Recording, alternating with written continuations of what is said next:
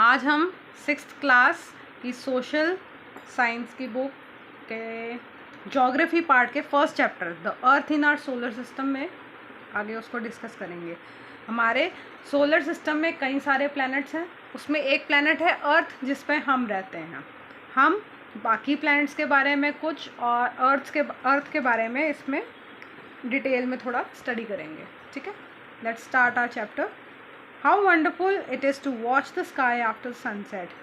One would first notice one or two bright dots shining in the sky. Soon you would see the number increasing. You cannot count them anymore. The whole sky is filled with tiny shiny objects. Some are bright, others are dim. It seems as if the sky is studded with diamonds. They all appear to be twinkle.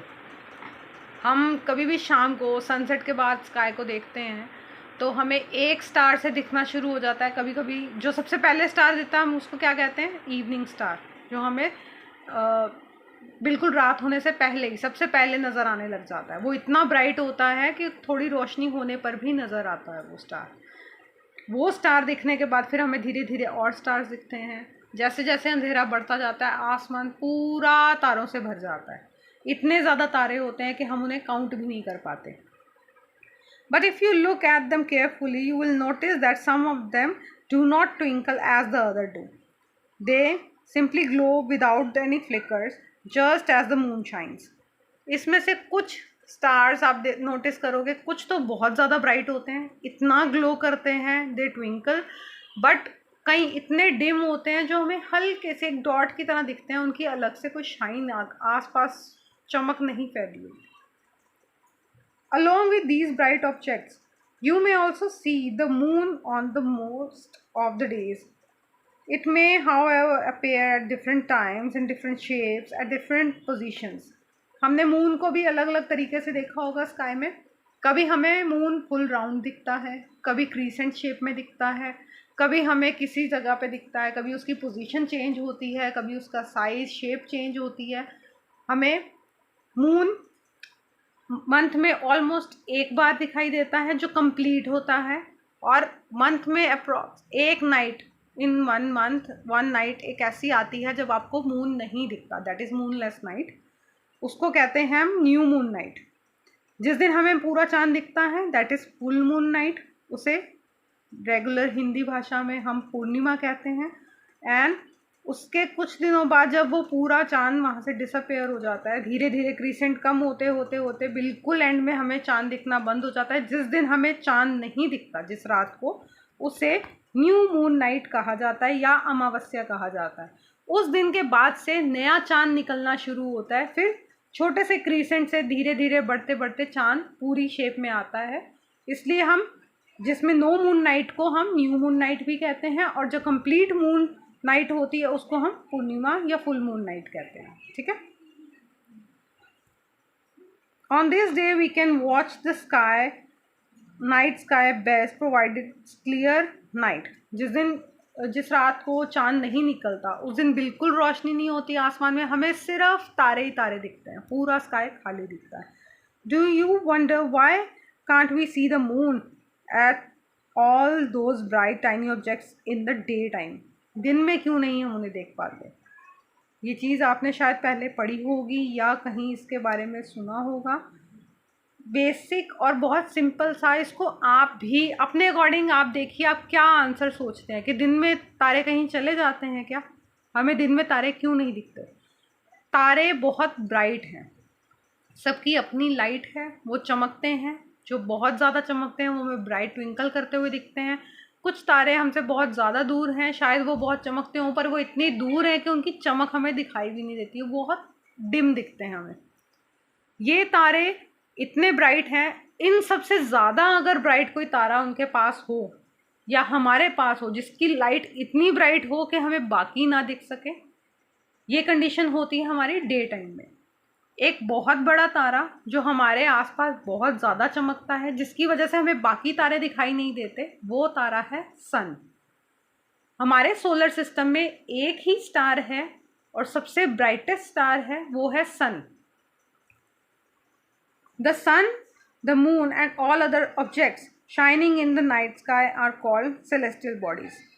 इन सब को, जो भी सन है, moon है, जो भी चीज़ें आकाश में हमें दिखाई देती हैं, उनको हम सेलेस्टियल बॉडीज़ कहते हैं।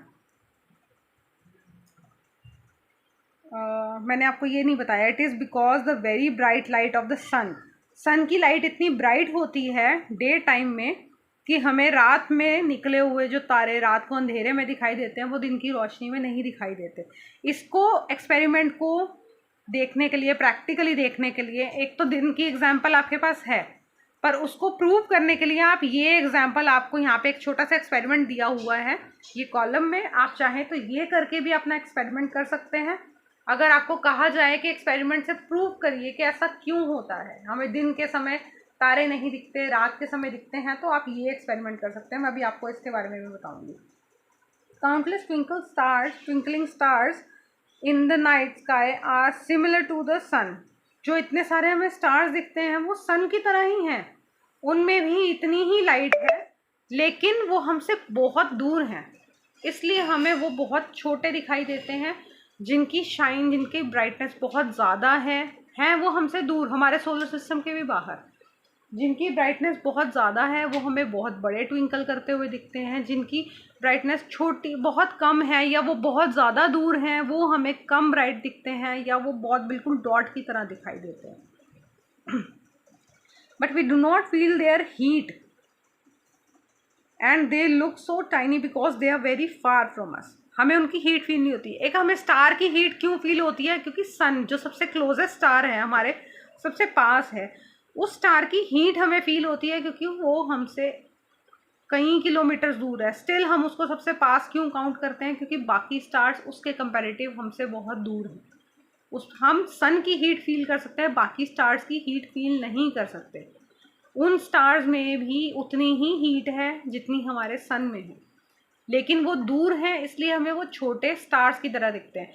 हो सकता है आप अगर किसी और प्लैनेट पे होते, या किसी और प्लैनेट पे अगर लाइफ कहीं पॉसिबल हो, या कहीं और हमारी तरह कोई गैलेक्सी हो, या कोई सोलर सिस्टम हो हमारी तरह कोई और, वहाँ कोई लोग हों, तो उनको हमारा सन भी एक स्टार की तरह ही दिखता होगा। हम यहाँ हैं, हमें हमारा सन एक स्टार, एक हीटिंग, एक सोलर एनर्जी, सबसे बड़ा सुपर सोर्स ऑफ पावर, इसलिए वो हमें बहुत ज़्यादा दिखता है क्योंकि सारी एनर्जी हमें वहाँ से मैक्सिमम एनर्जी मिलती है। इसके अलावा कोई और स्टार पास होता, शायद वो भी हमारे लिए इतना ही हेल्पफुल होता, उसकी नीड्स, वो हमारे काम आता, कई चीज़ें उसके साथ हमारी लाइफ जुड़ी होती, लेकिन वो सब बहुत दूर है, वो हमें कम दिखते हैं, उनकी हीट हमें नहीं मिलती, हमें सिर्फ सन पास है, सन से हमें फ़ायदा मिलता है। ठीक है। और एक्सपेरिमेंट में ये बताया गया है, एक टॉर्च लीजिए, एक प्लेन शीट पेपर की लीजिए, और pencil and a needle. Needle की जगह आप किसी और चीज़ से बड़ी कोई पेन या किसी तरह की भी कोई सीजर से छोटा सा कट लगा के भी यूज़ कर सकते हैं। ये सब चीज़ें लेनी है। Place the torch in the centre of the paper with the glass front touching to the paper. आपने टॉर्च को पेपर के ऊपर खड़ा करना है। ठीक है।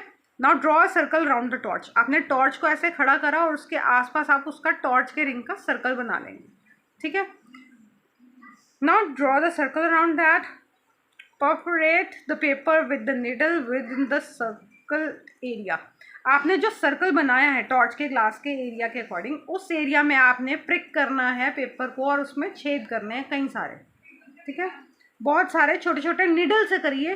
पेंसिल की टिप निडल से ज़्यादा मोटी होती है, आप इससे करेंगे तो वो ज़्यादा हो जाएगा।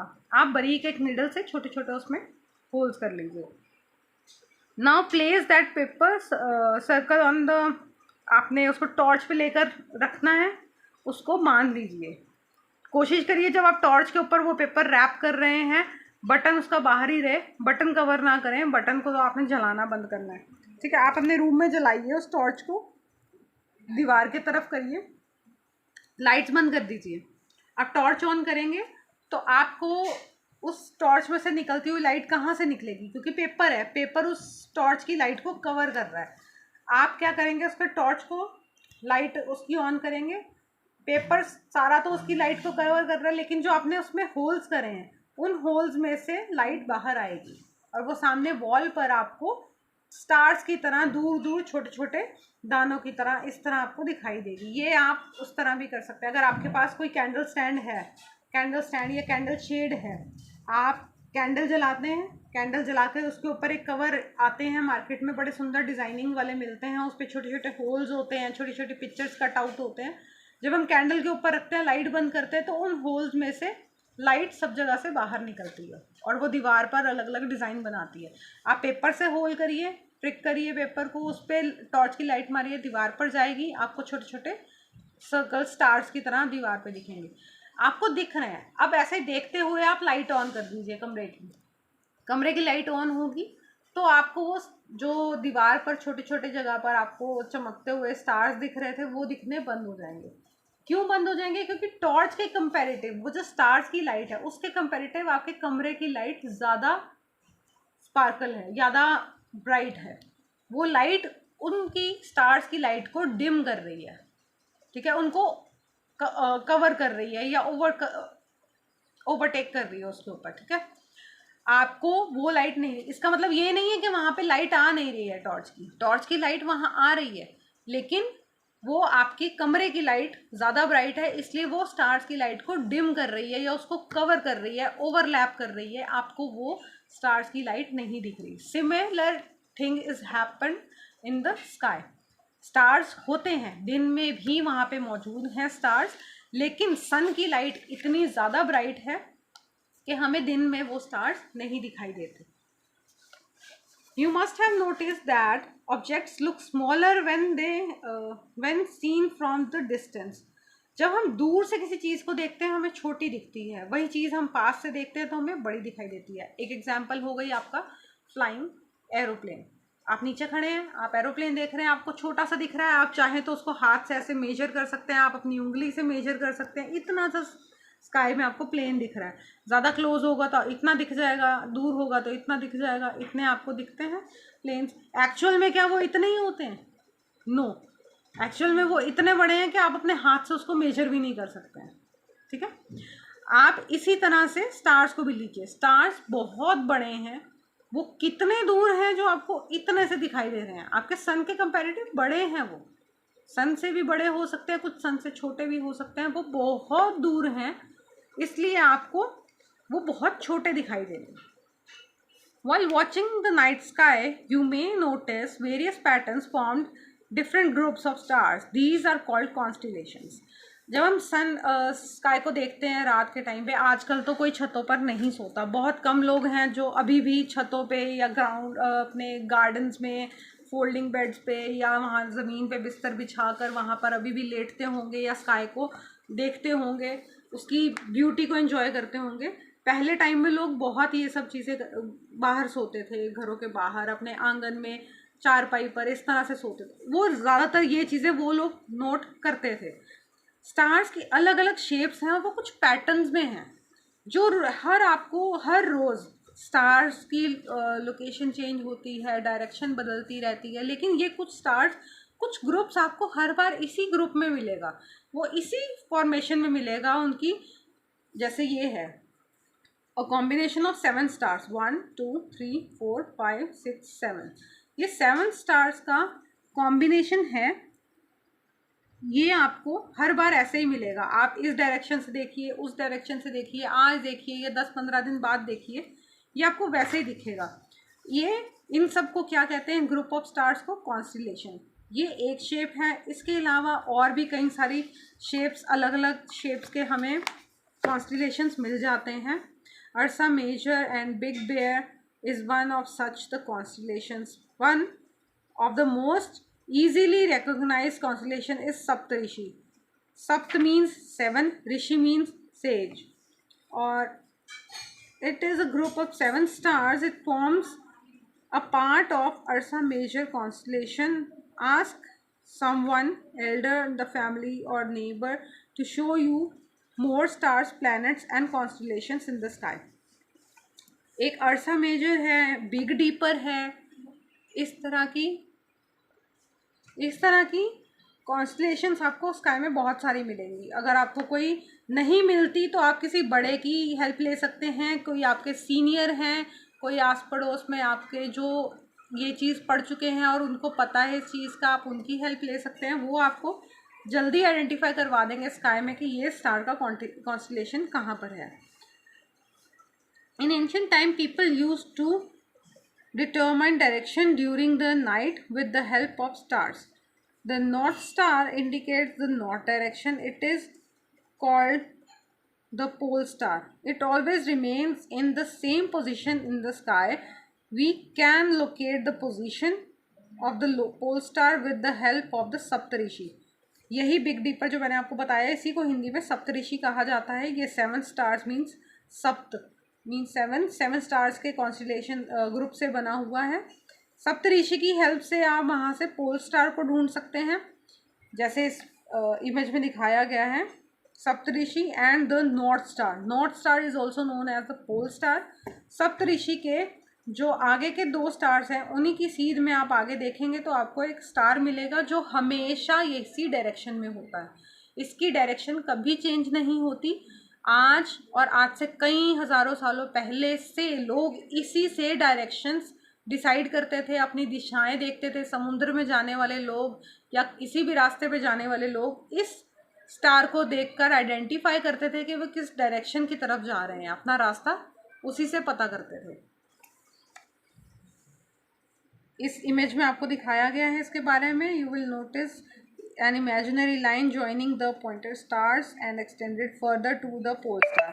ये आगे जाकर हमारे को पोल स्टार पर ही एंड होती है। पोल स्टार आपको यहाँ से आसानी से इस शेप के अकॉर्डिंग आपको पोल स्टार आराम से मिल जाएगा। Some celestial bodies do not have their own heat and light. They are lit by the light of the stars. Such bodies are called planets. कुछ चीज़ें हैं जो आकाश में हमारे पूरे ब्रह्मांड में घूम रही हैं, यूनिवर्स में, जिनकी अपनी कोई लाइट नहीं है। उनको आसपास के स्टार्स की लाइट से ही रोशनी मिलती है। फॉर एग्जांपल हमारे सारे प्लैनेट्स। अर्थ की अपनी कोई लाइट नहीं है, अर्थ खुद नहीं जगमगाता। अर्थ पे रोशनी कहाँ से आती है? सन से। Sun is the biggest star and the only star in the solar system.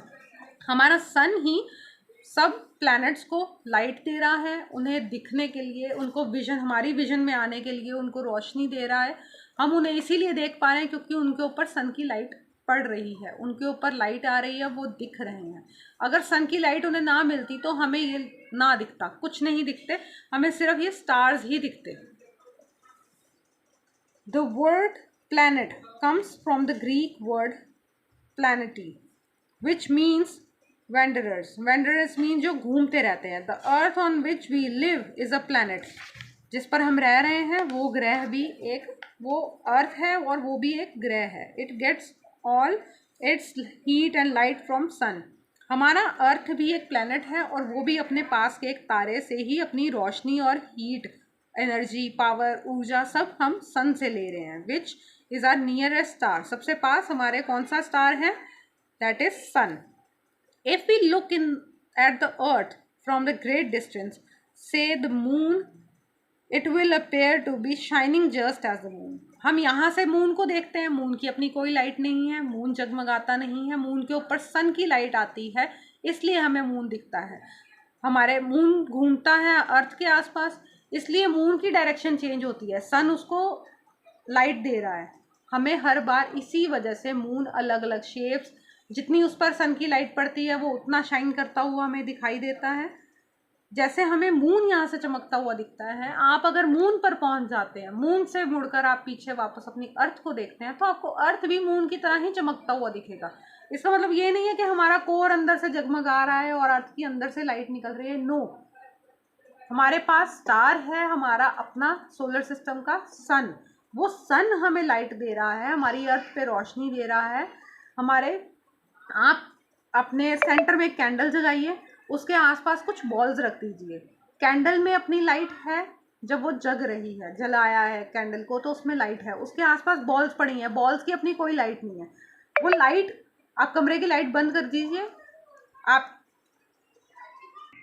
आप कमरे की लाइट बंद कर दीजिए तो आप देखेंगे कि बॉल के ऊपर कैंडल की लाइट पड़ रही है और बॉल उसी साइड से शाइन कर रही है जिस साइड से कैंडल की लाइट उस पर आ रही है।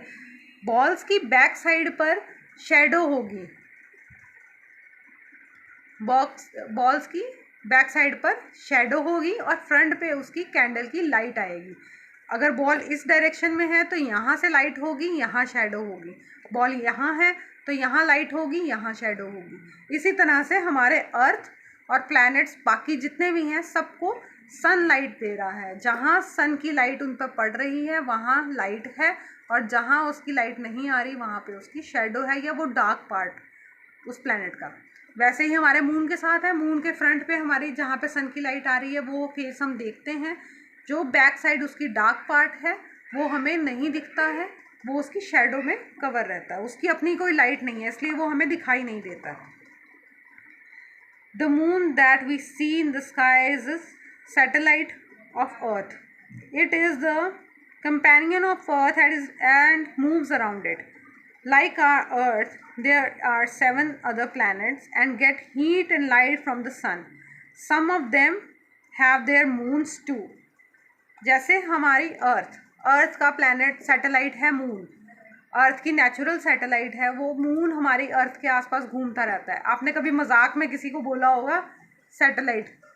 वो सैटेलाइट क्यों मजाक में बोला जाता है? क्योंकि नॉर्मली क्योंकि हमारी डेफिनेशन में क्या है, जो कोई भी चीज़ किसी एक चीज़ के आसपास मंडराती रहती है, घूमती रहती है, उसे हम सैटेलाइट कहते हैं। हमारा मून जो है वो अर्थ के आसपास घूमता रहता है, तो मून हमारे अर्थ की सैटेलाइट है। वैसे ही हमारे और भी बहुत सारे प्लैनेट्स हैं, यहाँ पे दिए गए हैं आपको सबके नाम। इन प्लैनेट्स में सब सन के आसपास घूमते हैं। इनमें से कई प्लैनेट अर्थ का एक सैटेलाइट है मून। ऐसे ही हमारे कई और प्लैनेट्स हैं जिनके भी अपने मून हैं। कई प्लैनेट्स ऐसे हैं जिनके 16 मून्स भी हैं। आगे हम उनके बारे में पढ़ेंगे। The solar system, the sun, 8 planets, satellites and some other celestial bodies known as asteroids and meteoroids form the solar system. We often call it a solar family with the sun as its head. A family का head क्यों कहा जाता है? जब आप लोग dinner करते हैं तो आपके घर में जो सबसे बड़ा और जो हेड होता है, जो सारी फैमिली की टेक केयर करता है, सब कंट्रोल करता है, उसको एक स्पेशल चेयर दी जाती है centre of the dining table, जो मेन हेड चेयर होती है। वो हमारी फैमिली का हेड है, जो सबको कंट्रोल करता है, सबकी टेक केयर करता है, सबको चलाने वाला वही है, सब संभालने वाला। Same is with the solar family. हमारी सोलर फैमिली में क्या है? हमारा सन है, हमारे प्लैनेट्स हैं, हमारी अर्थ है, हमारे मून्स, हमारी सैटेलाइट्स हैं सब प्लैनेट्स की, और इसके अलावा एस्ट्रॉइड्स हैं, मेट्रॉइड्स हैं। ये सब चीज़ें मिलकर एक सोलर फैमिली बनाती है, हमारा सोलर सिस्टम बनाती है। और इन सब का हेड कौन है? सन, जो सबको पावर देता है, सोलर एनर्जी देता है, सबको अपने अपना रोल प्ले करने की पावर। अगर सन की पोजीशन कहीं हिल जाएगी तो बाकियों को भी इफेक्ट होगा, बहुत ज़्यादा इफेक्ट होगा, क्योंकि ये सारी हमें सन की ग्रेविटी से ही सब उसके आसपास घूम रहे हैं। ये हमारे को सारे यहाँ पे नाम दिए गए हैं। Sun, first planet is Mercury, then Venus, Earth, Mars, Jupiter, Saturn, Uranus and Neptune. These are the 8 planets. इसके बाद एक एस्ट्रॉयड बेल्ट है। एस्ट्रॉयड बेल्ट मीन्स इसमें कई सारे छोटे छोटे ऐसे पार्टिकल्स हैं, स्टोन काइंड्स ऑफ मटेरियल्स हैं, जो हवा में, जो इस सर्कल में घूमता रहता है हमारे आसपास, सन के आसपास पूरा। जैसे इनके ऑर्बिट्स हैं वैसे इसके भी ऑर्बिट पे ये वाले मेट्रॉइड्स, एस्ट्रॉइड्स, ये सब घूमते रहते हैं। इन सबको मिलाकर यहाँ तक, नेपच्यून तक, सन से नेपच्यून तक, इन सबको मिलाकर क्या बनता है? हमारा सोलर सिस्टम। सोलर सिस्टम क्यों? क्योंकि हमारा सेंटर कौन है? सन। सन से ही हमारा ये सोलर सिस्टम बनता है। यहाँ पर आपको डिटेल मिल जाएगी। मरकरी, इसमें यहाँ पे आपको लिखा हुआ है इसका कितना डिस्टेंस है यहाँ से। I think this is, yes, this is the distance from sun. कितने किलोमीटर्स हैं? कितने 1000 kilometre, million kilometres. Mercury 1 orbit around the sun कितने दिनों में एक ऑर्बिट लेता है? हमारी अर्थ कितने दिनों में एक ऑर्बिट एक पूरा रेवोल्यूशन लेती है अर्थ के आसपास? That is 365 days and 6 hours. ये पूरा अर्थ हमारा सन के आसपास 1 साल में घूमता है, पूरा 1 साल लगता है। ये हमने अपनी अर्थ के अकॉर्डिंग सेट करा है। बाकी मरकरी से, इसमें सब मरकरी से नेपच्यून तक सारा डिटेल में दिया है। मरकरी को कितने दिन लगते हैं, वन स्पिन कितने दिनों में होता है, अराउंड द सन कितना है, one spin on its axis कितना लगता है, वीनस को कितने दिन लगते हैं, अर्थ को 365 डेज लगते हैं, अपना ही चक्कर लगाने में मरकरी को कितने दिन लगते हैं, अर्थ अपनी जगह पे ही राउंड घूमने में कितने दिन लेती है, एक दिन।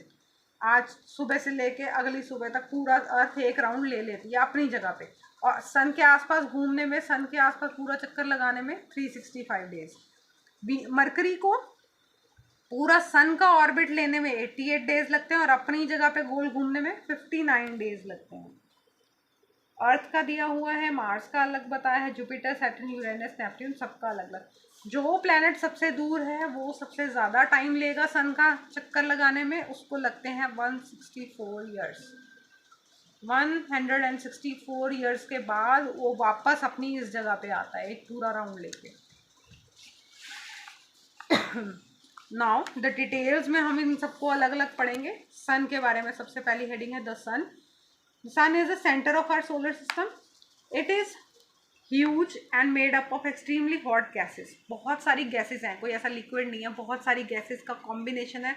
वो आपस में मिलकर इतनी हीट प्रोड्यूस करती हैं, इतनी ज़्यादा कि वो हमें आग के गोले की तरह दिखाई देती हैं। वो इतनी ज़्यादा गर्म है वो gases. It provides the pulling force that binds the solar system. उसमें इतना ज़्यादा पुलिंग फोर्स है, मतलब इतना खिंचावट है कि सब प्लैनेट्स को अपनी अपनी जगह पर उसने बांध के रखा हुआ और वो उसके आसपास घूम रहे हैं। घूमते घूमते कहीं इधर उधर क्यों नहीं भटक जाते ये सब चीज़ें, क्योंकि उनमें ग्रिप क्या है, उनको खींच के किसने रखा हुआ है, सन ने। सन ने उन सबको बांध रखा है। जितना दूर है उतनी उसकी ग्रेविटी थोड़ी कम है, जितना पास है उसकी ग्रेविटी उतनी ज़्यादा है, उतना उसको खींच रहा है सन अपने पास। इसलिए अर्थ एक ही डायरेक्शन, एक ही दूरी पे सन के आसपास घूम रहा है।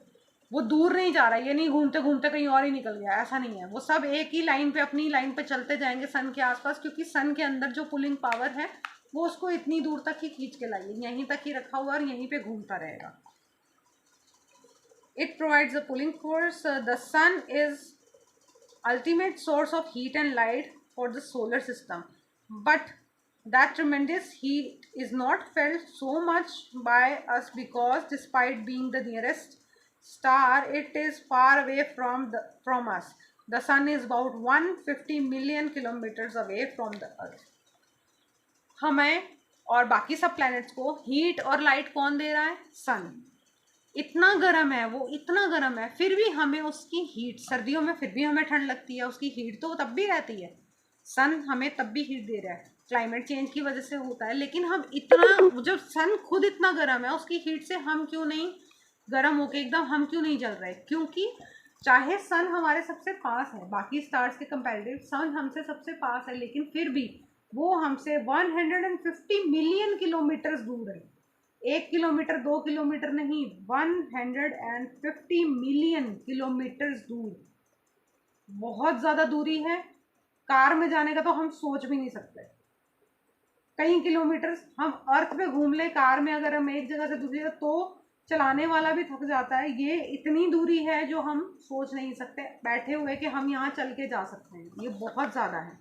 इतने ज़्यादा किलोमीटर दूर है, फिर भी आप सोचिए इसकी हीट इतनी ज़्यादा होती है कि गर्मियों में अगर हम क्रेयॉन कलर कोई बाहर धूप में रख दें, कड़ी धूप में, तो वो क्रेयॉन इतना सॉफ्ट हो जाएगा, हो सकता है कि वो पिघल भी जाए। पिघलेगा नहीं तो वो इतना सॉफ्ट होगा, आप क्रेयॉन को हाथ से पकड़ के किसी भी शेप में टर्न कर सकते हैं। इतना हीट होती है, इतनी ज़्यादा हीट होती है। सोलर एनर्जी से आप खाना पका सकते हैं। अगर आप सोलर कुकर बनाना सीख जाएँ तो आपको खाना भी बना सकते हैं। सन हमें इतनी हीट देता है, हम उस हीट को यूज़ करके इलेक्ट्रिसिटी बना सकते हैं, उसको हीट को यूज़ करके हम अपने हज़ारों काम करते हैं घरों के। सन हम सबको एनर्जी देने वाला एकमात्र इकलौता सोर्स है, नेचुरल सोर्स हमारे पूरे सोलर सिस्टम में। सन के अलावा हमें हीट लाइट यहाँ नेचुरली और कोई नहीं दे रहा है, ठीक है। जो अब आप इमेजिन कीजिए सॉरी, हम सन से थर्ड प्लैनेट जो सबसे क्लोज होंगे, वहाँ कितनी हीट होगी। हम बाहर पानी गिरा देते हैं सनलाइट में, बाहर गर्मी में पानी गिरा दिया, थोड़ी देर बाद जाएंगे वो पानी सूख चुका होगा।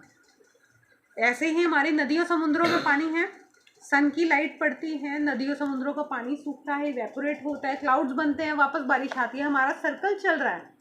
वहाँ की हीट अगर हम थोड़ा और सन के पास जाएंगे, हमारी हीट इतनी ज़्यादा बढ़ जाएगी कि पानी इतना ज़्यादा इवेपोरेट हुआ करेगा कि नीचे आने से पहले वो ऊपर जाता जाता बिल्कुल ख़त्म और सूख जाएगा।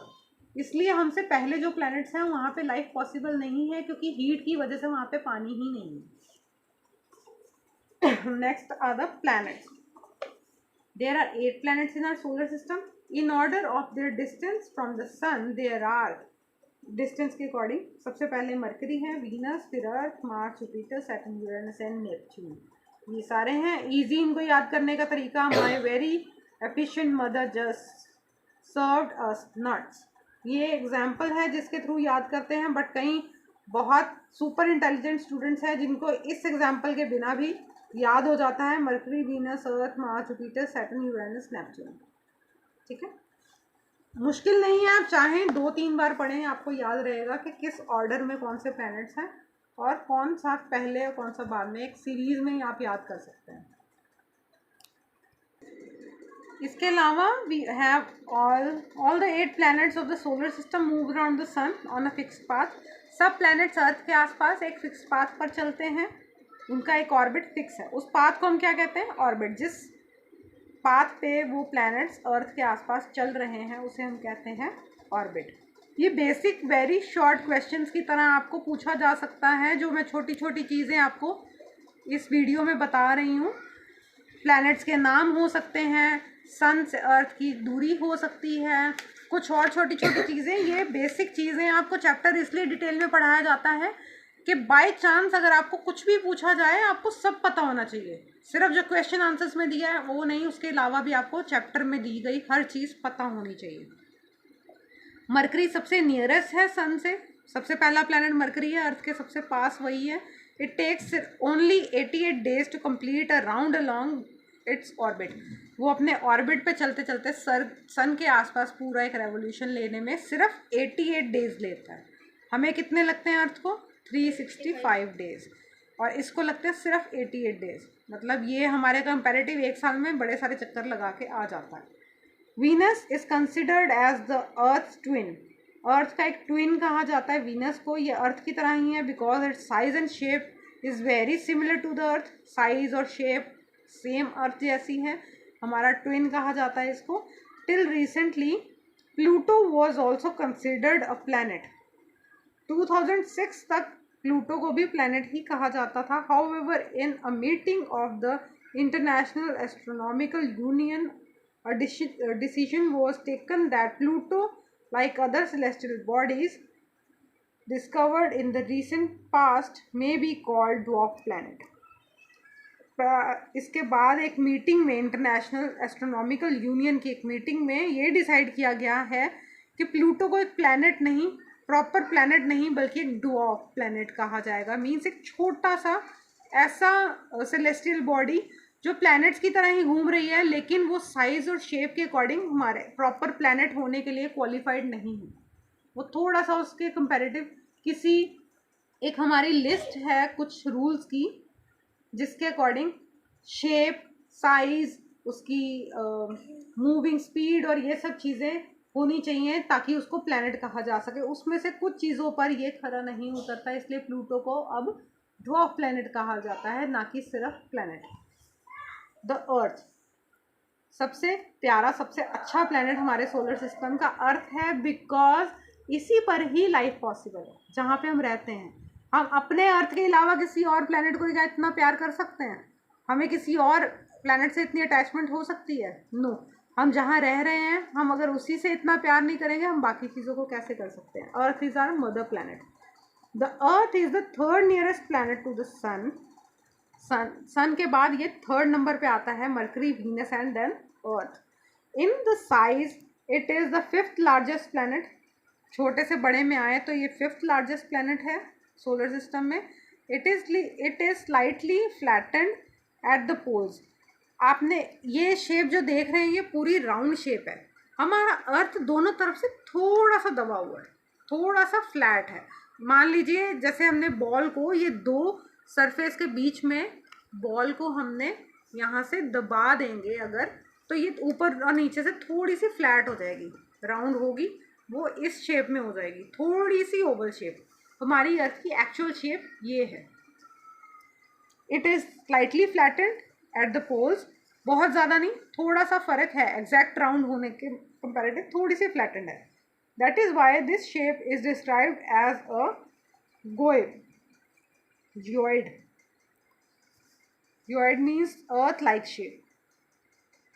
इस शेप का नाम अलग दे दिया गया है क्योंकि ना ये ओवल में आती है ना ये राउंड में आती है, ये अलग शेप है, इसलिए इसको नाम अलग दे दिया गया है, जो अर्थ की शेप की तरह है। अगर इस तरह की कोई और शेप होगी तो उसको हम जियोइड ही कहेंगे।